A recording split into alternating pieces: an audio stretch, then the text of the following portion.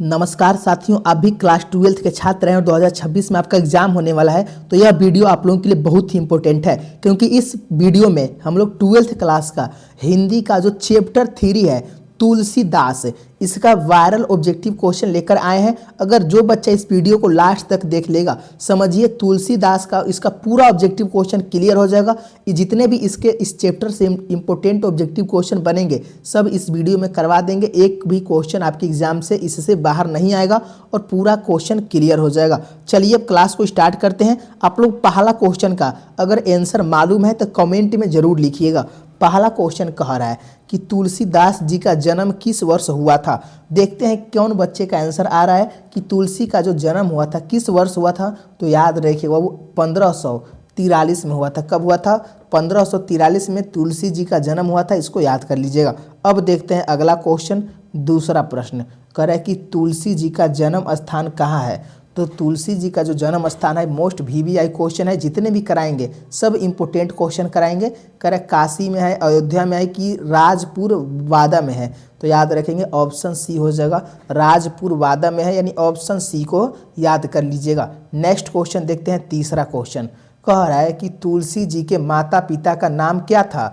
देखिए उनके माता पिता जी का जो नाम था वो हुलसी और आत्मा राम दुबे था। क्या था? उनके माता का नाम हुलसी था और उनके पिताजी का जो नाम था आत्मा राम दुबे नाम था। ऑप्शन ए सही हो जाएगा।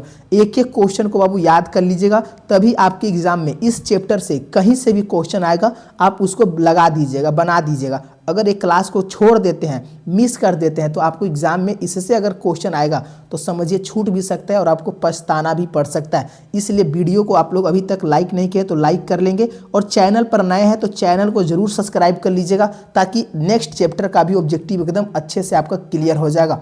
चलिए बताइए चौथा क्वेश्चन। तुलसीदास का मूल नाम क्या था। तो याद रखिएगा तुलसीदास का जो मूल नाम था ना बाबू, क्या था? राम बोला नाम था। ऑप्शन बी याद रखिएगा, राम बोला। मोस्ट VVI क्वेश्चन है, सब इंपोर्टेंट क्वेश्चन है। पांचवा क्वेश्चन कह रहा है कि तुलसीदास के दीक्षा गुरु कौन थे। तो तुलसीदास के जो दीक्षा गुरु थे कौन थे? नरहरि दास थे कि वल्लभाचार्य थे कि रामानुजाचार्य थे। तो 5 का आंसर हो जाएगा नरहरि दास थे। क्या थे? नरहरि दास। ऑप्शन ए सही हो जाएगा। चलिए अब अगले क्वेश्चन की ओर देखते हैं। छठवां क्वेश्चन, क्वेश्चन नंबर 6 कह रहा है कि तुलसीदास की शिक्षा कहाँ हुई थी। तो जो तुलसीदास की जो शिक्षा हुई थी कहाँ हुई थी? याद रखिएगा काशी में। ऑप्शन ए आपका सही हो जाएगा। और यह क्वेश्चन कई बार आपके परीक्षा में आया हुआ है और हो सकता है तो इस बार जरूर आएगा, इसलिए इसको याद कर लीजिएगा। अब देखते हैं 7वां क्वेश्चन कि तुलसीदास के शिक्षा गुरु कौन थे। इसको भी जरूर याद कर लीजिएगा कि तुलसी के दास के जो शिक्षा गुरु थे शेष सनातन थे। कौन थे? शेष सनातन थे। ऑप्शन बी आपका बिल्कुल सही हो जाएगा। चलिए अगला क्वेश्चन 8वां प्रश्न कह रहा है कि तुलसीदास ने कितने वर्षों तक काशी में शिक्षा प्राप्त की है। तो वे कितने वर्षों तक काशी में शिक्षा प्राप्त किए थे? तो याद रख लीजिएगा 15 वर्षों तक। ऑप्शन सी बिल्कुल सही हो जाएगा। इसको याद कर लेंगे।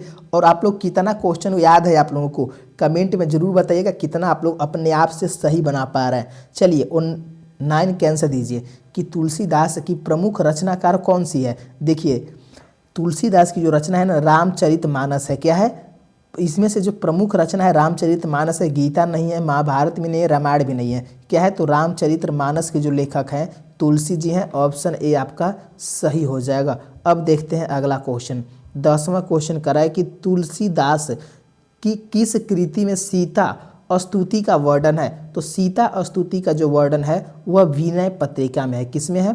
विनय पत्रिका में है। ऑप्शन बी आपका बिल्कुल सही हो जाएगा। चलिए अगला क्वेश्चन 11 के आंसर दीजिए कि तुलसीदास की मृत्यु कब हुई थी।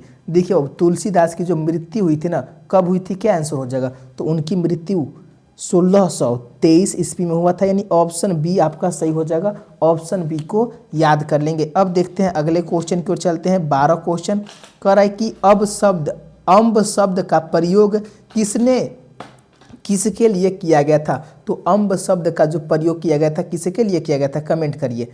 क्या आंसर हो जाएगा? 12 का जो आंसर हो जाएगा बाबू सीता माता के लिए किया गया था। किसके लिए? सीता माता के लिए। ऑप्शन ए आपका बिल्कुल सही हो जाएगा। चलिए नेक्स्ट क्वेश्चन की ओर चलते हैं। 13 प्रश्न, क्वेश्चन नंबर 13 कह रहा है कि अगहनी का क्या अर्थ है। तो अगहनी का अंगहीन लिखा हुआ है। अंगहीन का क्या अर्थ होता है? गरीब होता है कि बिना अंगों के, कि असहाय, कि बीमार। याद रख लेंगे 13 का जो आंसर हो जाएगा असहाय होता है। क्या होता है? असहाय होता है। ऑप्शन सी बिल्कुल सही हो जाएगा। सब बाबू VVI क्वेश्चन है जो कि एक एक बच्चे को याद होना चाहिए। एक एक क्वेश्चन को बाबू मिस मत करिएगा, एक एक क्वेश्चन को अच्छे से याद कर लीजिएगा। 14 का आंसर दीजिए कि तुलसीदास किससे सहायता मांगते हैं। तो जो तुलसीदास है वो किससे? सीता जी से सहायता मांगते हैं। किससे? सीता जी से। ऑप्शन सी बिल्कुल सही हो जाएगा, इसको याद कर लेंगे। चलिए नेक्स्ट क्वेश्चन की ओर चलते हैं।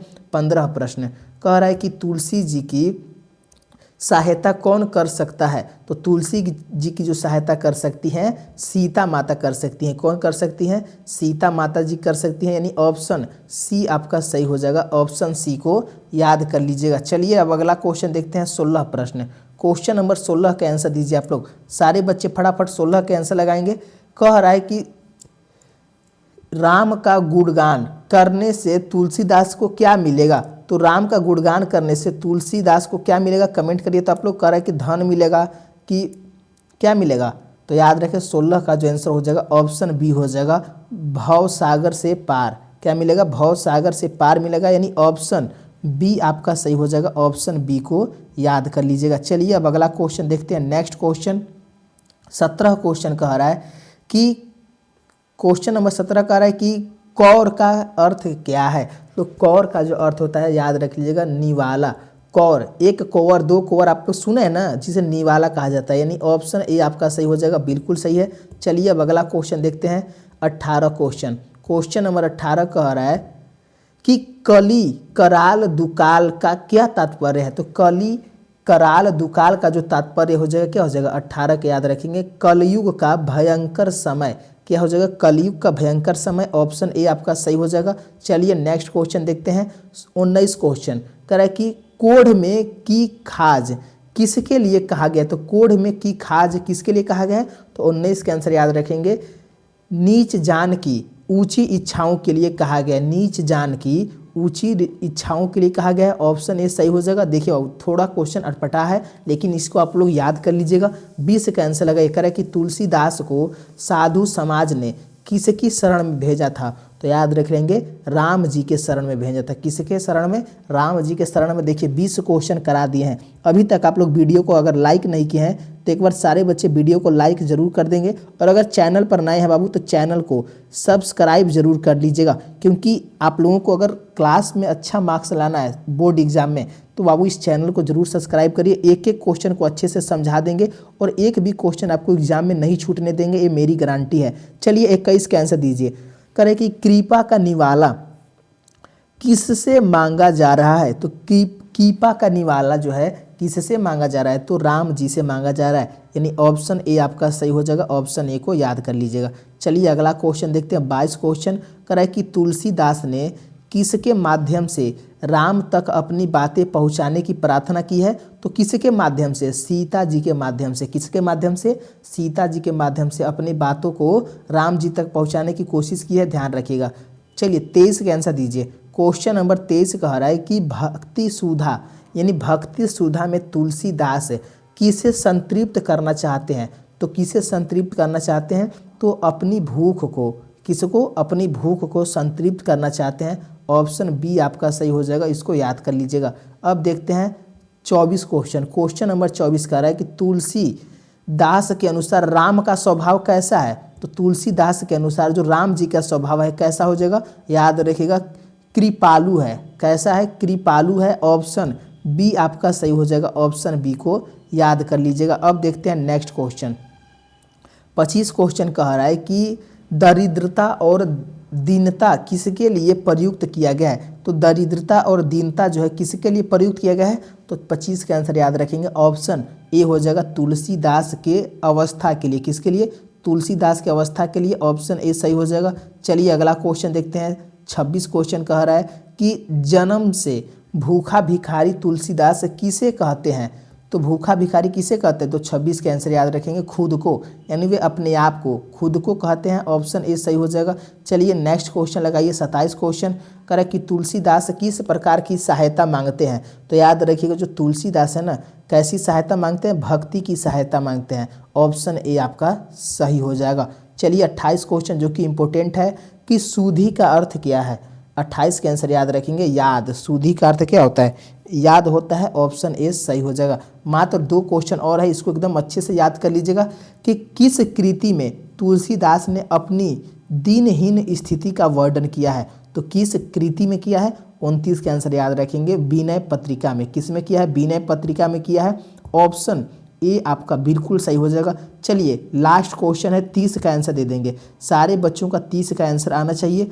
करे कि तीन कहयो कोसल जा राजू किसका संदर्भ देता है? तो यह जो देता है बाबू, राम जी का संदर्भ देता है। ऑप्शन ए सही हो जाएगा। तो फाइनली हम लोग तुलसीदास यानी तीसरा चैप्टर का 30 ऑब्जेक्टिव किए हैं। जो बच्चा अगर इसको लास्ट तक देखे हैं, अगर याद इसको कर लिए हैं, तो समझिए इससे बाहर हम नहीं पूछेगा क्वेश्चन। और अभी तक बाबू वीडियो अच्छा लगा है तो वीडियो को लाइक करके ही जाइएगा, क्योंकि आप लोग लाइक भी नहीं करते हैं। और चैनल को जरूर सब्सक्राइब कर लीजिएगा, ताकि आपको क्लास रोज़ मिलता रहे। और इसका सब्जेक्टिव भी करवा देंगे और नेक्स्ट चैप्टर का भी ऑब्जेक्टिव करवा देंगे। तो मिलते हैं अगले क्लास में। धन्यवाद दोस्तों।